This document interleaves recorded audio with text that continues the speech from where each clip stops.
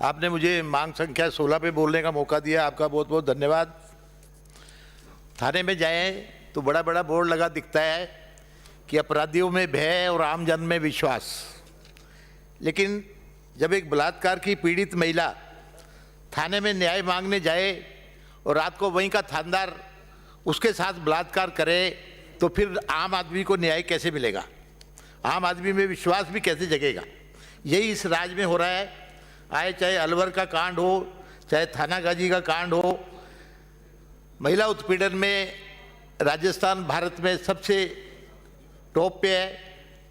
Cyber crime बढ़ते जा रहे हैं, इसका कोई हल नहीं निकलता। साइबर क्राइम में लोग लुट गए, उनका पैसा आज तक वापस नहीं मिला। चाहे रेत माफिया हो, चाहे खनन माफिया हो, चाहे शराब माफिया हो, पुलिस की मदद से ये पनप रहे हैं। सभापति महोदय, चाहे सब इंस्पेक्टर का पेपर हो, चाहे रीट का पेपर हो, चाहे ग्राम विकास अधिकारी का पेपर हो, चाहे पटवारी का पेपर हो, सब पुलिस की मिलीभगत से आउट हो गए। सरकार ने कुछ नहीं किया। मैं मेरे विधानसभा क्षेत्र की कुछ बातों की तरफ आपका ध्यान दिलाना चाहता हूँ। मेरे बूंदी विधानसभा क्षेत्र में तालड़ा उपखंड मुख्यालय है। यहाँ पर एसडीएम कार्यालय है, पंचायत समिति है, तहसील है, परंतु उप अधीक्षक पुलिस का कार्यालय नहीं है। यहाँ पुलिस उप अधीक्षक मुख्यालय केशराय पाटन में लगता है। वो यहाँ पर कई गांव अति संवेदनशील हैं, जैसे जमीतपुरा, जहाँ कई बार सांप्रदायिक तनाव व झड़पें हुई हैं। पुलिस उप अधीक्षक कार्यालय यहाँ से 25 किलोमीटर दूर पाटन में है और बीच में 2 रेलवे फाटक आते हैं, जो बंद होने से इमरजेंसी में यहाँ आने में 1 घंटा भी लग जाता है। तो यहाँ पर एक पुलिस उप अधीक्षक कार्यालय खोला जाए, जिसके अधीन थाना तालड़ा, नमाना व डाबी को शामिल किया जाए। इससे क्षेत्र में त्वरित पुलिस कार्रवाइयाँ हो सकेंगी और आम जन को सुलभ पुलिस सहायता उपलब्ध हो सकेगी। दूसरा, सभापति महोदय, मेरे यहाँ 2017 में कृषि उपज मंडी शहर से बड़ी जगह पे 5 किलोमीटर दूर कुआरती गांव में शिफ्ट हो गई थी। वहाँ बड़ी मंडी है, करीब 1.5 लाख बोरी रोज की सीज़न में आती है। करीब 190 आड़ती हैं और 130 व्यापारी हैं और करीब 25 करोड़ रुपए रोज का किसानों का माल वहाँ बिकता है। अभी सरसों का सीज़न शुरू हुआ है, 15-16 करोड़ रुपए की रोज सरसों ही आ रही है। बाकी गेहूं है, पेड़ी है, दूसरे सीड मिला के, जीन्स मिला के 24-25 करोड़ रुपए रोज की। लेकिन वहाँ कोई सुरक्षा की जगह नहीं है। वहाँ बैंक तो खुल गया, लेकिन सुरक्षा कुछ भी नहीं है। रोज पैसे लूटने की घटनाएं होती, चाहे तो आड़तियों से लूटे, चाहे व्यापारियों से लूटे, चाहे किसानों से लूटे। तो एक यदि वहाँ पुलिस चौकी खुल जाती है, कम से कम 6 का स्टाफ दे करके, तो वहाँ ये जो सभी लोग सुरक्षित हो जाएंगे। इस तरह की जो घटनाएं हो रही वो भी नहीं होंगी और 5 किलोमीटर दूर है शहर से, सुनसान एरिया है, उसमें भी फर्क पड़ जाएगा। दूसरा, एक पुलिस चौकी नवाना थाने के गढ़दा गांव में, गढ़दा वहाँ से 18 किलोमीटर दूर है, बॉर्डर का गांव है। माइनिंग, सैंडस्टोन की माइनिंग भी होती है।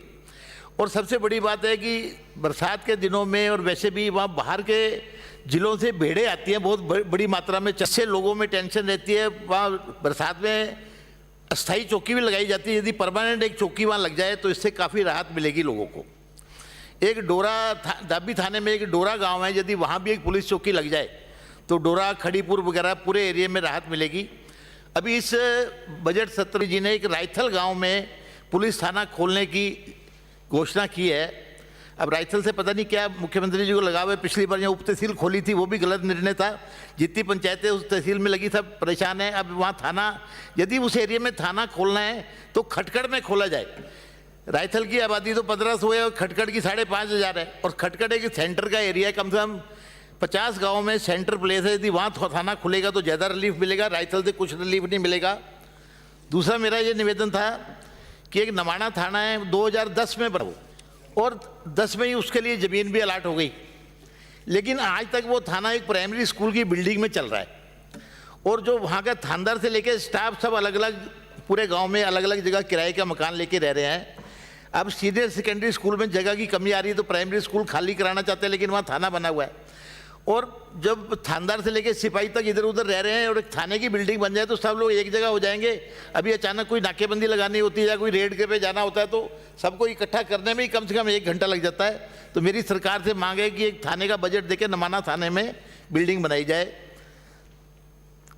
दूसरा, एक रामनगर पुलिस चौकी है, वहाँ भी बरसों से 40-50 साल से तो मैं देख रहा हूँ, वहाँ एक स्कूल की बिल्डिंग में चौकी चल रही है, यहाँ भी एक बजट दे करके एक चौकी लगाई जाए।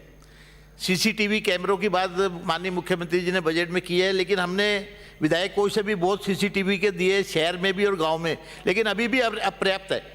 इनकी संख्या जितनी ज़्यादा बढ़ेगी, मैं तो कह रहा हूँ हर पंचायत मुख्यालय पर और बड़े गाँव में जहाँ भी भीड़ भाड़ का एरिया, वहाँ सीसीटीवी कैमरे लगने चाहिए, ताकि अपराधों में कमी आ जाए, मुलजिम जल्दी पकड़े जा सकें, अपराधियों में डर भी बैठता है इससे। दूसरा, पुलिस को कोई फैसिलिटी भी नहीं है। आज कांस्टेबल से लेकर सीआई तक मेस बत्ते के नाम पे मात्र 2,000 रुपये दिया जाता है, जो कम से कम 3,000 रुपये करें। 24 घंटे की इनसे ड्यूटी ली जाती है, उसके ड्यूटी आवर भी फिक्स हो।